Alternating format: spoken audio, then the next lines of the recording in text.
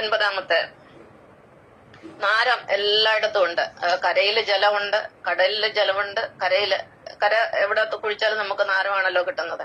അപ്പൊ നാരം കരയിലുണ്ട്, വായുവിലുണ്ട്. വായുവിൽ എവിടെയാ ജലം ഇരിക്കുന്നത് നമുക്കൊരു സംശയം തോന്നും. വായുവിലും ജലമുണ്ട്. അതിന്റെ ഉദാഹരണം നമ്മൾ ഫ്രിഡ്ജിൽ നിന്ന് ഒരു ബോട്ടിൽ എടുത്ത് ടേബിളിൽ വെച്ച് നോക്കിയാൽ അല്പം കഴിയുമ്പോൾ കാണാം അതിന്റെ പുറത്തൂടെ വെള്ളത്തുള്ളികൾ ഇങ്ങനെ ഒഴുകി വരുന്നത്. എന്തുകൊണ്ടാണ്? വായുവിലെ ജലം ഈ തണുത്ത സർഫസിൽ, അതായത് തണുത്ത പ്രതലത്തിൽ വന്ന് തൊട്ട് അതിന്റെ ഊഷ്മാവ് കുറയുമ്പോൾ അത് തനിയെ നീരാവി തണുത്ത് വെള്ളത്തുള്ളികളായിട്ട് മാറുന്നതാണ്. അപ്പം വായുവിലും നാരമുണ്ട്. അപ്പം ഭഗവാൻ വായുവിലും ഉണ്ട്.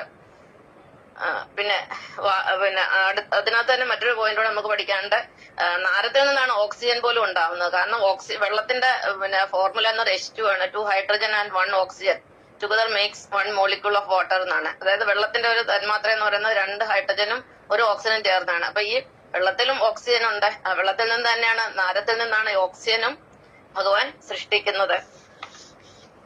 ഇനി 10ാമത്തേത്, സുനാമി, ന്യൂനമർദ്ദം, കാറ്റ്, കൊടുങ്കാറ്റ്, ചുഴലിക്കാറ്റ്, വെള്ളപ്പൊക്കം, ഉരുൾപൊട്ടല്, ഭൂകമ്പം തുടങ്ങി സകല പ്രകൃതിക്ഷോഭങ്ങളും ഉണ്ടാകുന്നത് നാരത്തിൽ നിന്നാണ്. പിന്നെ സ്പ്രിംഗ് ടൈഡ്, നീപ് ടൈഡ്, എന്താ പറയുന്നത്, വേലിയേറ്റം, വേലിയിറക്കം, പിന്നെ ഉഷ്ണജലപ്രവാഹം, ശീതജലപ്രവാഹം, ഇങ്ങനെ ഒരുപാട് കാര്യങ്ങൾ എല്ലാം ഉണ്ടാകുന്നത് നാരത്തിൽ നിന്നാണ്, നാരായണനിൽ നിന്നാണ്. പിന്നെ ജലജന്യ രോഗങ്ങൾ, ജലത്തിൽ കൂടെ ധാരാളം രോഗങ്ങൾ പടരുന്നുണ്ട്. ഭഗവാനെ പ്രാർത്ഥിക്കുന്നവർക്കും ഭക്തിയുള്ളവർക്കും ജലജന്യ രോഗങ്ങൾ പിടിക്കത്തില്ല. കാരണം ഭക്തന് ഈ ജലം തന്നെ ഭഗവാനാണെന്നുള്ള തോന്നലിൽ ആ ജലം കുടിച്ചു കഴിഞ്ഞാൽ ഏത് കീടകളും അതിനകത്തുണ്ടെങ്കിലും നമ്മുടെ ഉള്ളിൽ പോയത് ഭഗവാൻ അതിനെ എന്താ പറയുന്നത്, ഇല്ലാതാക്കും, അതിനെ കൊന്നുകളയും. അപ്പൊ ഭക്തന് ഏത് വെള്ളം കുടിക്കാനും പേടിക്കേണ്ട, ഭക്തന് ഒരു ജലജന്യ രോഗവും വരത്തില്ല, അത് ഉറപ്പാണ്.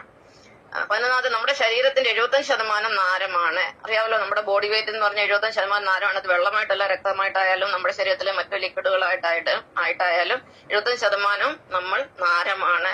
12ാമത്തെ, ഭൂമിയുടെ 75% നാരമാണ്. നമ്മുടെ ഭൂമിദേവി അമ്മ എന്ന് പറയുന്ന വെള്ളത്തിലാണ് കിടക്കുന്നത്. അച്ഛനായ നാരായണനും ഭൂമിദേവി അമ്മയും കൂടെ ഒന്നിച്ചാണ് ഇരിക്കുന്നത്. നമ്മുടെ മുനീശ്വരന്മാർ അല്ലെങ്കിൽ ഋഷീശ്വരന്മാരൊക്കെ പടം വരയ്ക്ക് എക്സ്പ്ലെയിൻ ചെയ്യുകയൊക്കെ ചെയ്തിട്ടുണ്ട്. നാരായണന്റെ കാലെപ്പോഴും ഭൂമിയിൽ തന്നെയാണ്, ഭൂമിദേവിയുടെ മടിയിലാണ്. അതിന്റെ അർത്ഥം എന്തുവാ? വെള്ളവും അതായത് നാരവും ഭൂമിയും കൂടെ ഒന്നിച്ചാണ്, ചേർന്നാണ് ഇരിക്കുന്നത്. അതാണ് നാരായണന്റെ കാല് ഭൂമിദേവി അമ്മയുടെ മടിയിലാണെന്ന് പറയുന്നത്. അതുപോലെ നമ്മൾ നാരായണന്മാരല്ലേ, നമ്മൾ നടക്കുന്നത്, നമ്മുടെ കാലം എവിടെയാ? നമ്മുടെ കാലം ഭൂമിയിൽ തന്നെയാണ്. നമ്മളും എല്ലാം നാരായണന്മാരാ. നമ്മള് നാരായണന്റെ മക്കളല്ലേ, അപ്പൊ നമ്മള് നാരായണനല്ലാതെ വരുമോ?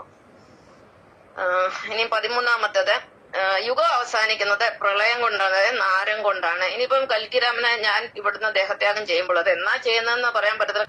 കൽക്കിരാമന് എന്റെ ജാതകപ്രകാരം എനിക്ക് 3 തവണയാണ് മൃത്യു എഴുതിയിരിക്കുന്നത്. ഒന്ന് എന്റെ 65 വയസ്സിൽ, അല്ലെങ്കിൽ 69 വയസ്സിൽ. ഇത് രണ്ടിലും എന്റെ മൃത്യു സംഭവിച്ചില്ലെങ്കിൽ 75 വയസ്സെന്നാണ് പറഞ്ഞിരിക്കുന്നത്.